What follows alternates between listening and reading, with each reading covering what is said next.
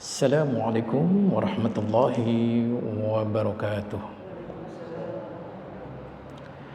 Innal hamdalillah nahmaduhu wa nasta'inuhu wa nastaghfiruh. Wa na'udzu billahi min shururi anfusina wa min sayyiati a'malina.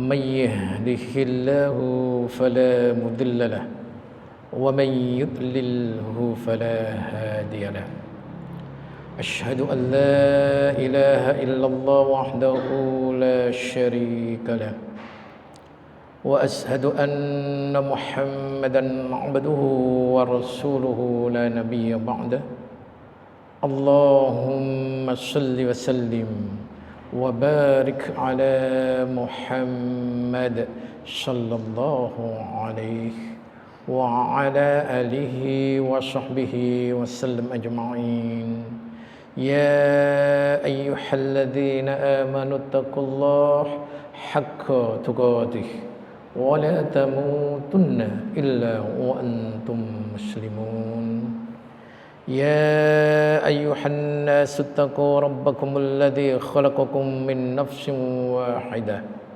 وخلق منها زوجها وبث منهما رجالا كثيرا ونساء واتقوا الله الذي تساءلون به والأرحام إن الله كان عليكم رقيبا يا أيها الذين آمنوا اتقوا الله وقولوا قولا سديدا يصلح لكم أعمالكم ويغفر لكم ذنوبكم ومن يطع الله ورسوله فقد فاز فوزا عظيما أما بعد فإن أصدق الحديث كتاب الله وخير الهدي هدي محمد صلى الله عليه وسلم وشر الأمور محدثاتها فإن كل محدثة بدعة وكل بدعة ضلالة وكل ضلالة في النار. Ma'asyiral muslimin wa iyyakum rahimahumullah. Mari kita bersyukur kepadanya Allah tabaraka wa taala, kemudian bersolat atas rasulnya, juga seluruh keluarga, sahabat dan umatnya ila yaumil akhir. Kemudian ma'asyiral muslimin rahimahumullah, kita akan melanjutkan kajian kita, yakni kitab Riyadhus Shalihin jilid 1, memasuki hadis ke-50. Ma'asyiral muslimin wa iyyakum rahimahumullah. Hadis yang diriwayatkan oleh Al-Imam Al-Bukhari rahimahumullah ini hadis yang sangat tepat untuk kita kaji pada saat ini. Karena apa? Hadis ini menunjukkan hubungan satu umarok dengan ulama dan umarok dengan rakyatnya. Jadi ada tiga di sini, ada ulama, ada umarok, dan ada rakyat. Sehingga ketiga-tiganya ini ketika duduk bareng maka akan terjadilah dialog yang sangat ideal pada dasarnya. Baik, kita akan mencoba dalam hal ini posisi umarok seperti apa yang ideal, posisi ulama seperti apa yang ideal, dan rakyat terhadap umarok dan ulama seperti apa seharusnya.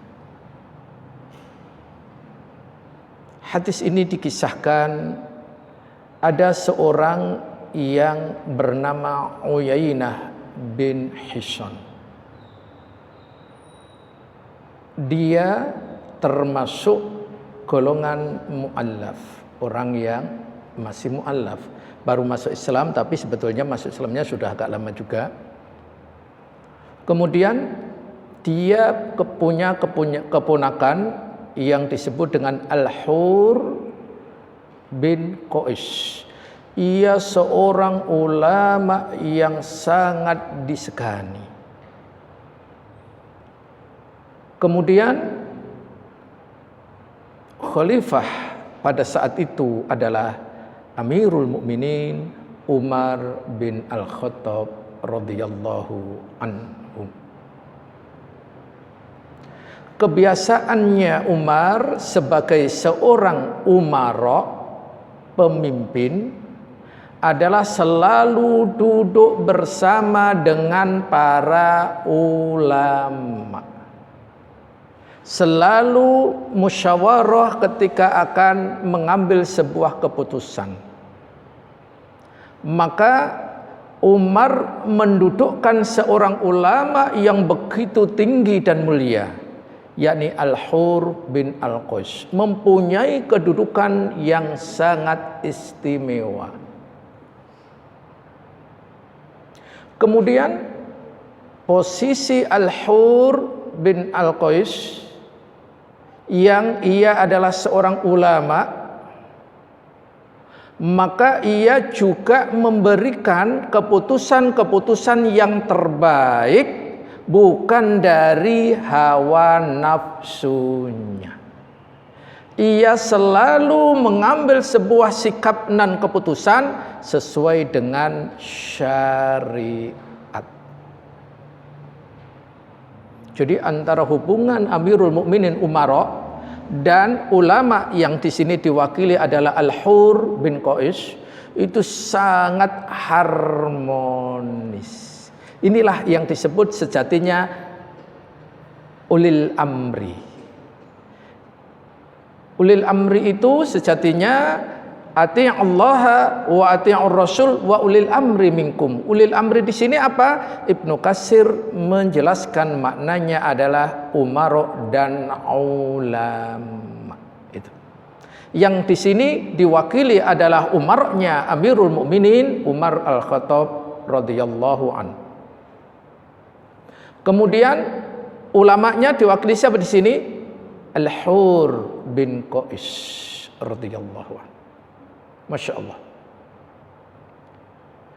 Kemudian Unayyah bin Qison ini tadi merasa dia seorang rakyat, merasa tidak mendapatkan keadilan menurutnya,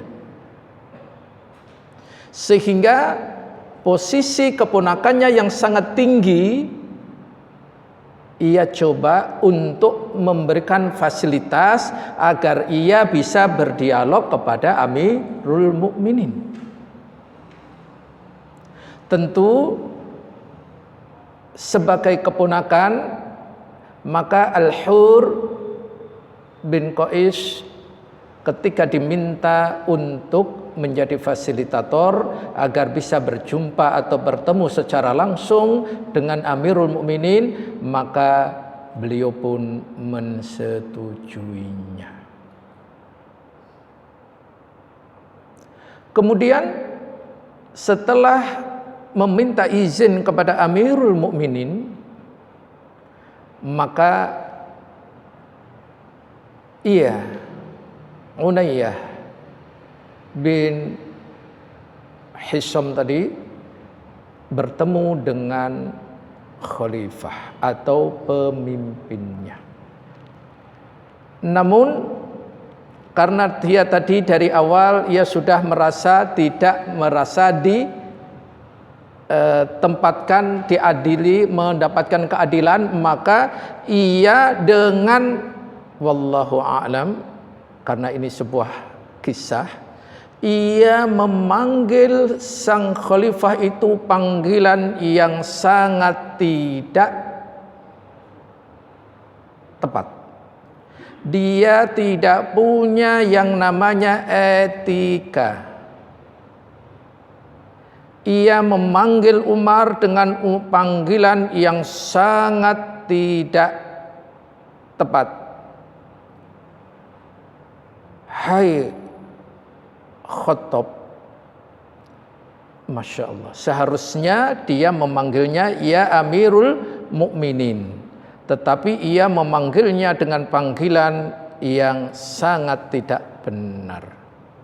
Maka pada saat itu, setelah itu, ia menyampaikan kepada Amirul Mukminin tentang keadaannya, menuduh Amirul Mukminin tidak berbuat adil. Ia dituduh berbuat zalim. Maka saat itu Umar marah dan hampir-hampir ia dipukul.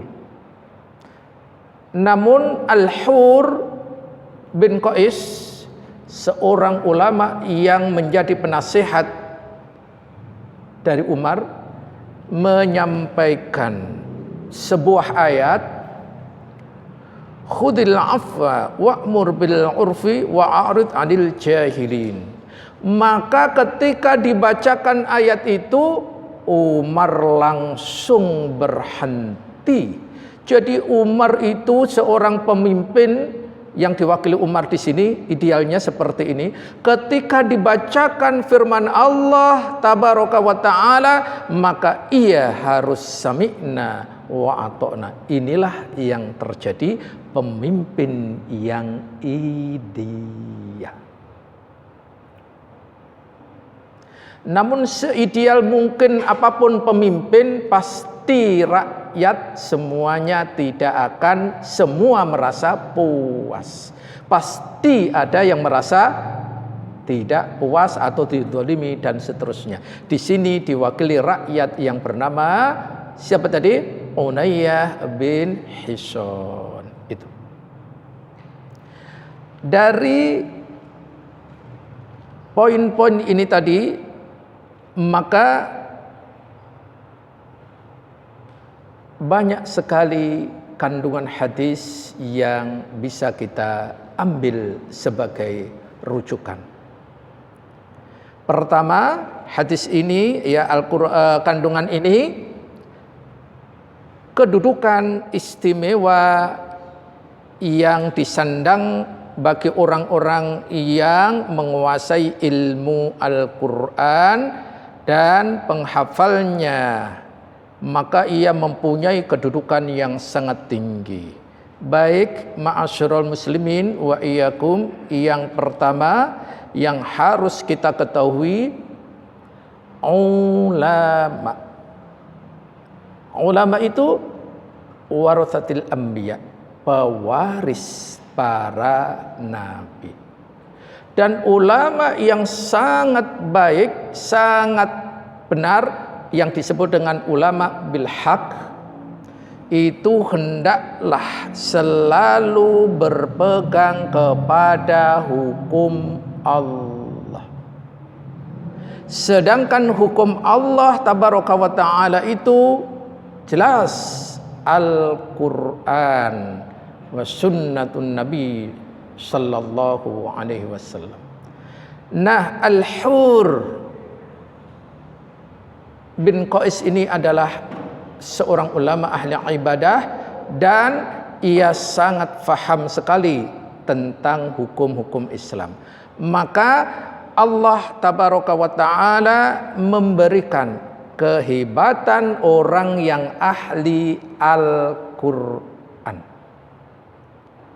Maka kalau kita ingin mendapatkan tempat yang sangat tinggi,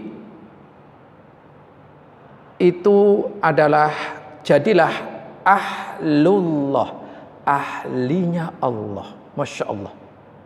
Kok ada? Ya, anak akan sampaikan sebuah hadis. Inna lillah ahlina minan nas. Sesungguhnya di antara manusia ada yang menjadi ahli Allah. Qalu ya Rasulullah manhum. Para sahabat radhiyallahu anhum bertanya, wahai Rasulullah, siapa mereka? Maka Rasul sallallahu alaihi wasallam menjawab, qal hum ahlul Qur'an. Mereka adalah ahli Al-Qur'an. Ahlullahi wa khassatuhu. Mereka ahli Al-Qur'an, orang-orang yang dekat, yang dicintai Allah dan diistimewakan di sisinya.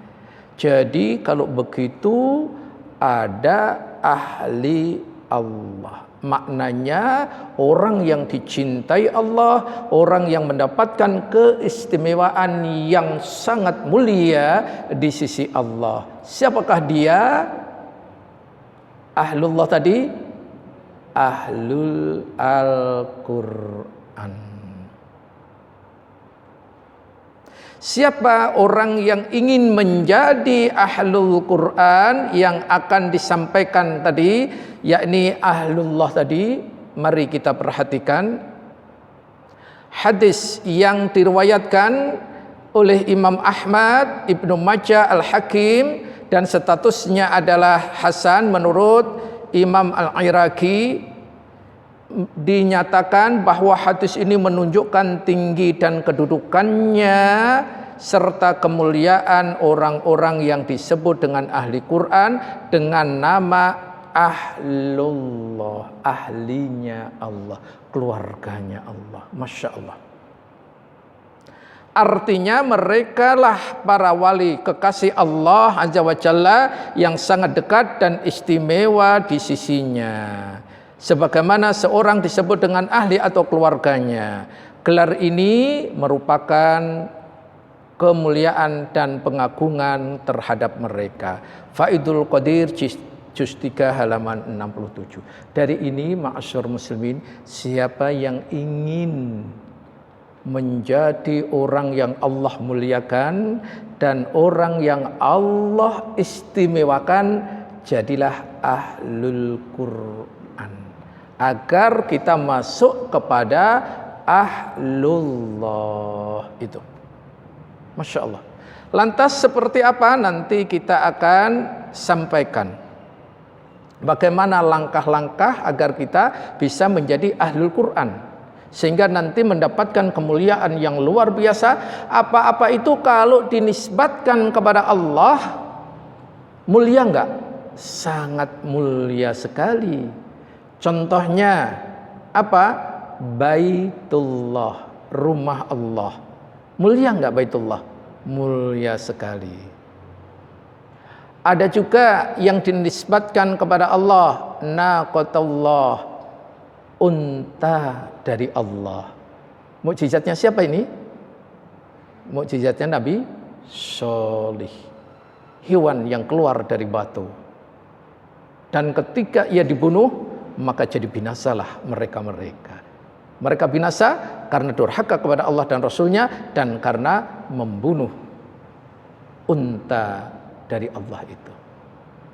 Nah, di sini disebut dengan ahlullah, keluarga Allah. Masya Allah, betapa mulia dan agungnya orang yang mempunyai kedudukan itu. Ternyata kuncinya dia ahli Al-Qur'an. Allah tabaraka wa ta'ala berfirman di dalam Quran surat Al-Quran, yakni Quran surat Al-Qamar surat 54 ayat ke-17. Walaqad yassarnal Qur'an lidzikri fahal mim muddakir. Dan sesungguhnya telah kami mudahkan Al-Quran untuk peringatan atau pelajaran. Maka adakah orang-orang yang mau mengambil pelajaran? Jadi Allah itu akan memberikan kemudahan siapa saja yang mau berinteraksi dengan Al-Quran dengan bersungguh-sungguh. Tidak ada kata sulit. Lihat, ada anak usia 2 tahun sudah hafal Al-Quran. Masya Allah. Ada 5 tahun, ada 7 tahun, bahkan ada yang 70 tahun hafal. Ini semuanya kenapa? Maka mari kita perhatikan. Menurut Abdurrahman Asy-Sya'di, ayat ini bermakna sungguh kami telah menjadikan Al-Quran yang mulia itu mudah. Jadi menurut Syekh Abdurrahman Asy-Sya'di rahimahumullah, Allah tabaraka wa ta'ala menjadikan Al-Quran yang mulia itu mudah. Mudah untuk apa? Satu, lafadznya mudah untuk dihafalkan dan disampaikan kepada orang lain. Masya Allah. Ini tadi contoh anak yang, lihat, sekarang ini sudah banyak sekali ya bermunculan, Masya Allah, anak yang 2 tahun aja membaca Al-Qurannya sudah fasih, bahkan sudah hafal. Bahkan disebutkan halaman ini bunyinya gimana, ya sudah Masya Allah, luar biasa. Lihat, masuk akal enggak? Apa ada kitab suci yang lain yang bisa dihafal oleh umatnya? Ada. Satu-satunya yang bisa menghafal kitab selain Al-Quran itu satu, yaitu Uzair. Uzair itu hafal Taurat. Nabi Musa sendiri yang Allah turunkan Taurat enggak hafal, tapi Uzair itu bisa hafal. Jadi satu-satunya orang yang hafal selain kitab suci Al-Quran itu diantaranya adalah Uzair. Makanya Uzair dianggap sebagai anak Tuhan karena ia hafal Alkitab, yakni Taurat. Namun untuk Al-Quran Allah berikan kemudahan. Itu tadi, Masya Allah. Bahkan yang kedua, kata Syekh Abdurrahman Asy-Sya'di, adalah kandungan dan maknanya mudah untuk difahami dan dimengerti. Perhatikan, tidak ada loh orang yang dibacakan Al-Quran kemudian diterangkan gak paham, asalkan yang menerangkannya faham ya. Masya Allah, itu sangat mudah sekali. Dan Al-Quran bisa diterima dari seluruh golongan manapun. Inilah kemudahan Al-Quran. Maka orang yang selalu memahami Al-Quran dengan benar. Kenapa sih Al-Quran kok mudah lafadznya, pemahamannya, kandungannya? Kok mudah? Ternyata karena Al-Quran adalah perkataan yang paling indah. Jadi tidak ada perkataan yang paling indah kecuali Al-Quran. Ahli syair seluruh dunia suruh berkumpul untuk membuat satu misal Al-Quran, pasti akan gak mampu. Jangankan satu Al-Quran, satu ayat aja nggak mampu. Ini pernah terjadi di awal-awal Al-Quran turun, orang-orang yang membenci agama yang dibawa Rasul itu ingin menandingi Al-Quran. Bisa nggak? Tidak bisa. Kalau orang yang ahli syair zaman itu aja nggak mampu, apalagi orang-orang sekarang. Maka jangan khawatir kalau Al-Quran itu akan dipalsukan. Insya Allah tidak. Karena apa? Karena Al-Quran perkataan kalamullah yang akan menjaga adalah inna nahnu nazzalna dzikra wa inna lahu lahafidun. Kamilah yang menurunkan Al-Quran dan kami pula yang akan menjaganya. Dan Al-Quran itu paling jelas penafsirannya. Sehingga Al-Quran itu luar biasa paling jelas penafsirannya. Lihat, ayat ini ditafsirkan oleh A, B, C, D, dan seterusnya. Apa ada orang yang menafsirkan ini ditafsirkan banyak sekali orang? Kecuali Al-Quran yang menafsirkan ribuan orang. Semuanya luar biasa. Karena itu semuanya sekali lagi keutamaan Al-Quran. Kemudian Di samping keutamaan, Al-Quran punya kedudukan yang utama luar biasa. Silahkan surat Yunus surat 10 ayat 58. Ini Al-Quran dulu karena tadi ulama tadi harus berpegangan kepada Al-Quran. Quran surat 10 atau Yunus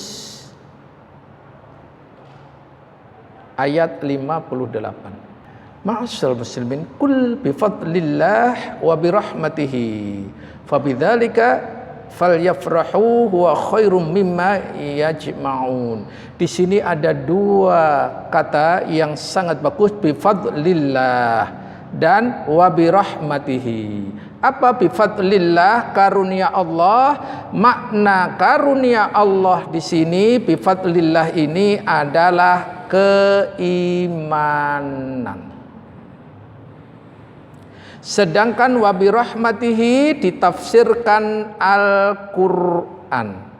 Ini keterangan dari Ibnu Qayyim dalam kitabnya Miftahud Daris Sa'adah juz 1 halaman 51. Jadi bifadlillah ditafsirkan apa tadi? Keimanan. Wabirahmatihi ditafsirkan apa rahmat Allah di sini? Al-Quran.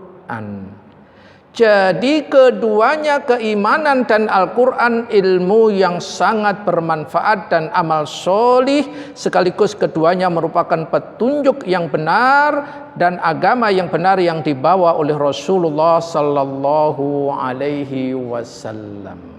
Keimanan dan Al-Quran. Bifadlillahi wa birahmatihi, iman dan Al-Quran.